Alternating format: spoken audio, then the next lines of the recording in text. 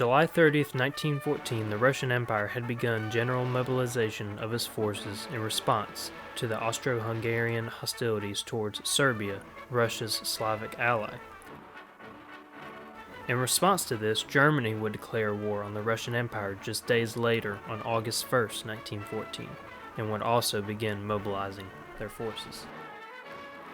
Throughout the next few weeks, German forces would begin their invasion of France by attacking through Belgium and also attacking through the French and German border. France would plead with Russia to launch an attack on the Eastern Front to bring pressure off of the French forces in the Western Front. Grand Duke Nicholas, Russian commander-in-chief, decided on August 14th that his forces were fit and ready to launch an offensive against the German Empire. With Russian armies sent to battle the Austro-Hungarian Empire, this would leave them with the 1st and 2nd Army at their disposal. The 1st Army was commanded by General Paul von Rennenkampf, which consisted of 6.5 infantry divisions, 5.5 cavalry divisions, and approximately 492 guns. The 1st Army would consist of roughly 210,000 troops. The 2nd Army was commanded by General Alexander Samsonov, which consisted of 12.5 infantry divisions, 3 cavalry divisions, and 722 guns. The 2nd Army would consist of roughly 206,000 troops. It was decided by Russian commanders that East Prussia would be the most strategic area to launch an offensive. In taking this, the Russians believed it would be a crushing blow to the German Empire as a whole, since the fall of Prussia would open the door for the capital, Berlin, to be taken over and therefore cause the collapse of the German Empire. This plan looked good on paper, but execution would be the deciding factor. The German 8th Army were the only force stationed in East Prussia, as the Germans believed that the Russians couldn't possibly mobilize anytime soon, but they would soon be caught by surprise at the speed of Russia's mobilization. The German 8th Army was under the command of Lieutenant General Max von Prittwitz. The 8th Army consisted of 14.5 infantry divisions, 1 cavalry division, and about 1,000 guns, which would roughly consist of 200,000 troops. Colonel Max Hoffmann, who was Prittwitz's deputy chief of staff, would analyze the two Russian armies building up on the Prussian border, and would advise that the bulk of the German 8th Army be placed opposite of the Russian 1st Army, as he believed they would be the first ones to strike.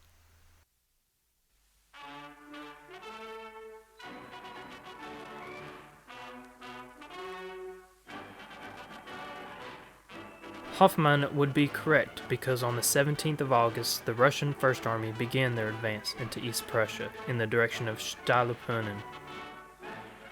Now, Hoffmann and Prittwitz had decided they would allow the Russians to advance into German territory and meet the Russians in Gumbinnen so that the Russian supply lines were stretched some 25 miles long. For some time now, the German intelligence discovered that Russian logistics were very poor and relied heavily on horse-drawn wagons. Along with this information, they knew that Russian railroads were a different gauge than German railroads, so therefore the Russians could not use any tracks within German territory. Soon after the Russians crossed the border, the Russian 3rd Corps would begin advancing towards the German 1st Corps, towards the town of Gumbinnen. The 1st Corps was under the command of General Hermann von Francois. Francois disobeyed orders from command, who commanded him to be positioned in Gumbinnen. Francois had decided to meet the Russians at Stahlerpönen and make a stand. Forward elements of the Russian 3rd Corps would begin to engage with Francois. The Battle of Stahlerpönen would be the first battle on the Eastern Front, and would proceed to leave the Russian 27th Division almost destroyed, with some 3,000 Russians taken as prisoners and some 5,000 dead or wounded.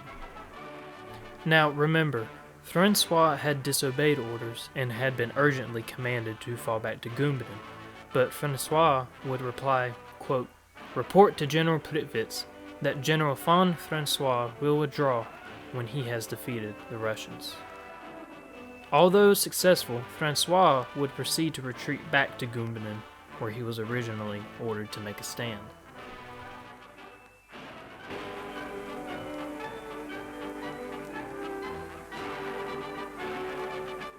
On the morning of August 20th, in the vicinity of Gumbinnen, the German First Corps would advance toward Russian lines under the cover of German artillery and darkness just before sunrise.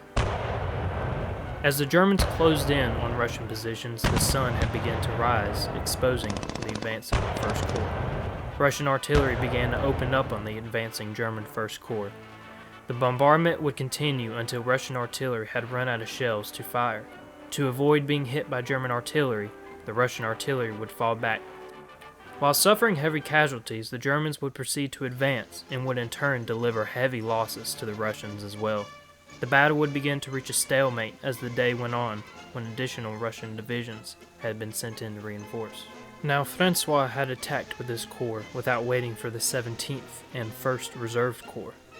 So when the 17th and 1st Reserves arrived to the battle, they would proceed to be bombarded by Russian artillery that had been preparing for the additional corps to arrive. When the 17th Corps and 1st Reserve Corps arrived, they were met with severe Russian firepower. The 17th Corps and 1st Reserves would begin to take severe, heavy losses all across the battlefield and would soon start to become disorganized and demoralized from the onslaught they were living through. The entire German 8th Army in this area began to crumble. They would begin falling back in disarray. The Germans had suffered some 8,800 killed or wounded, and some 6,000 taken prisoner, while the Russians would suffer some 16,500 casualties. They would still remain victorious as they had sent the Germans on the run. The German 8th Army disarray would end up being resolved after command got a hold of the situation, but the front line had now been pushed back west of Gumbinnen at this point. The German 8th Army appeared to be in big trouble in East Prussia. Instead of pursuing the retreating Germans, the Russian First Army would advance, but not with the intent of chasing down the Germans. No one reason can be provided as to why Rennenkampf decided not to pursue the German army, but a few factors such as logistical issues, exhaustion, and poor decision-making could all be pointed to and agreed upon.